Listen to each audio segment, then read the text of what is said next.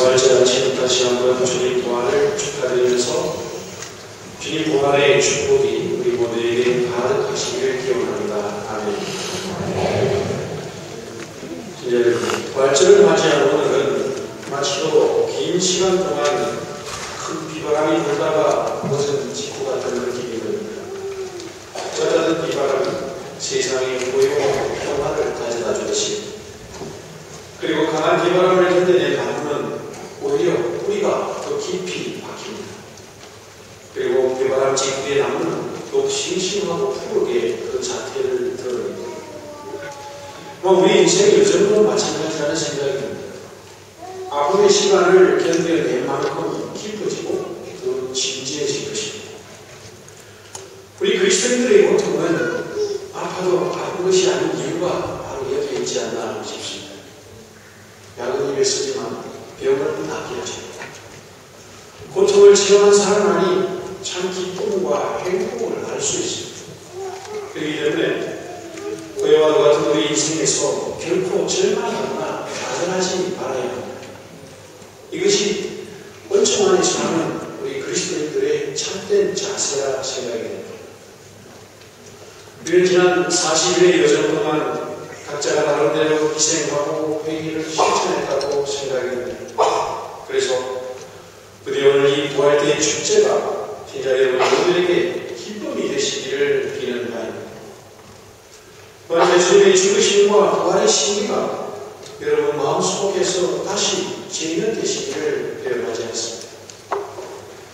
저는 부활절을 맞이하면서 주님 부활이 우리에게 주는 진정한 의미에 대해서 좀 더 쉽게 생각해보고 싶습니다. 우리가 부활절을 지내는 기쁨은 어디에서 오는 것입니까? 단순히 사순절이 끝났다는 홀가분한 기쁨에서 기쁜 것입니까? 아니면 정말로 주님의 사랑 고통에 대한 절망으로 황송한 기쁨인지. 제가 한국에 있을 때 제가 세면대가 막힌 적이 있었습니다. 세수를 할 때마다 물이 제대로 내려가지 않아서 참 답답했습니다. 그때 누군가가 뚜루풍이라는 액체를 사다가 세면대에 묻으면 된다고 했습니다. 그래서 무엇을 사다가 설명서대로 한 다음에 몇 시간 지난 다음에 물을 내더니 정말로 뻥 뚫렸습니다. 물이 술술 잘 내려가는 것이 그렇게 시원하고 좋을 수가 없었습니다. 물이 잘 안 내려간다는 것은 결국 어디가 막혔다는 것이죠. 그 막힌 나속에는 찌꺼기들이 쌓여 있습니다. 뿐만 아니라 결국 점점 썩어 들어갈 것이고, 그러면은 그 악취는 또 어떡합니까? 시자 여러분, 오늘 예수님의 무덤을 받았던 돌이 치워졌습니다. 부활하신 예수님의 능력과 사랑으로 우리를 가로막고 있던 돌도 치워졌습니다. 다시 말해서 생명을 가로막고 있던 돌이 치워진 것입니다. 돌이 치워지니까 밝고 시원한 공기가 무덤 안을 비춥니다.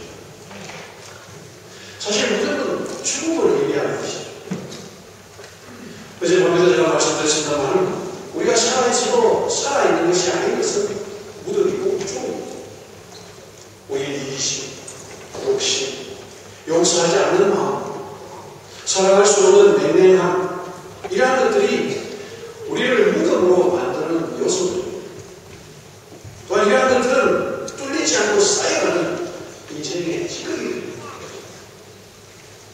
어쩌면 무덤 속에 텅 비어있는 사람도 있을 것이고, 아니면 꽉 차서 더 이상 끄집어낼 수 없는 사람들도 있을 것입니다. 새벽에는 물길이 통해하는 것이고, 어둡고 칙칙한 무덤 속은 빛과 시원한 바람이 통해야 하는 것입니다. 뚫린 새벽에 속 시원한 무덤 앞에 치워진 돌, 바로 이런 것들이 부활의 기쁨을 주는 의미라고 생각합니다. 그러니 오늘 주님 부활절을 맞이해서 나를 올라매고 있는 무덤을 박차고 나가야 합니다. 주님께서는 우리 모두에게 부활의 문을 활짝 열어주셨습니다. 그런데 혹시 아직도 우리 앞을 가로막고 있는 돌이 있는 것은 아닌지, 만약 그렇다면 무덤을 빠져나올 용기가 없는 것이지 무덤 문이 막혀 있는 것은 아닙니다. 주님께서 이미 무덤에 막힌 돌을 치워주셨습니다.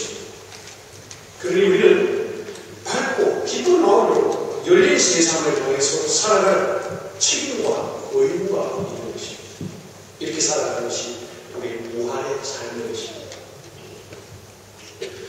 예수님께서 이 세상에서의 삶의 여정은 죽음을 향한 여정이었습니다.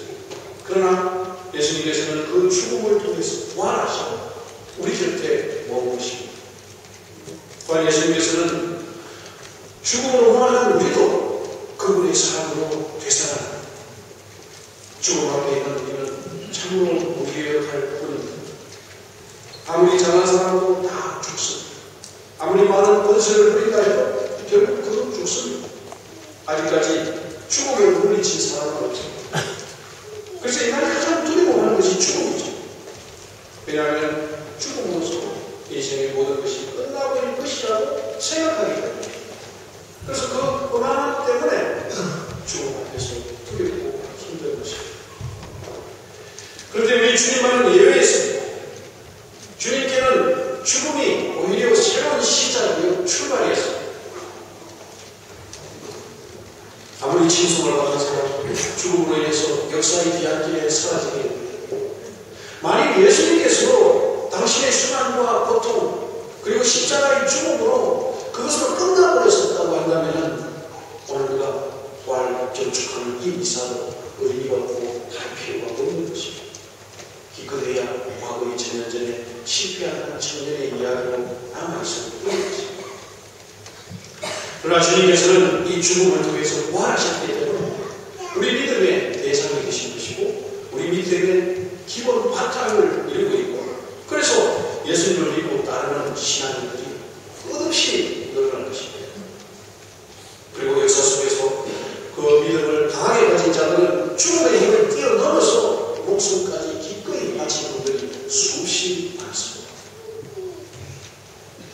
우리가 보고 있는 죽음은 우리에게서 모든 것을 앗아갑니다. 그러나 다시 한번 들여다보면 여기저기 만발하고 있는 아름다운 꽃들을 보십시오. 하나의 씨앗이 땅에 묻혀 죽어서 그 죽음의 시간을 견뎌낸 결과물로 새 생명과 꽃들이 피어납니다. 자기가 죽고 또 다른 형태의 생명으로 우리에게 오는 것입니다. 이렇게 죽음이 없다면 새 생명을 얻을 수는 없는 것입니다. 죽음을 거치지 않은 새 생명을 얻는 것입니다. 오늘 복음을 보면 마리아 막달레나가 예수님의 무덤을 찾아갔습니다. 아마 그녀는 누구도 예수님을 향한 사랑이 더 많았던 여인인 것입니다. 감히 어느 누구도 찾아갈 엄두를 내지 못할 그곳을 용감하게 이 여인은 제일 먼저 찾아갔습니다. 이건 뭡니까? 사랑하면 용기가 생기는 것입니다. 예수님을 사랑한 마리아 막달레나는 예수님의 부활을 가장 먼저 만날 수 있었습니다. 부활하신 주님을 만난 막달레나는 하나님의 신비 앞에 참으로 놀랍다. 그러나 그 놀라움은 기쁨으로 변화되어 넘칩니다. 그런데 예수님의 무덤을 지키던 경비병들 역시 예수님의 부활을 보고서 놀랍니다.